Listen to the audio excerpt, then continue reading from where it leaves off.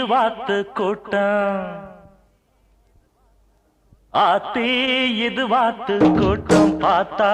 இவாளு மட்டம் போட்டா ஒரு ஆட்டம் பாட்டம் சொல்லுறத கேளு நீ வேற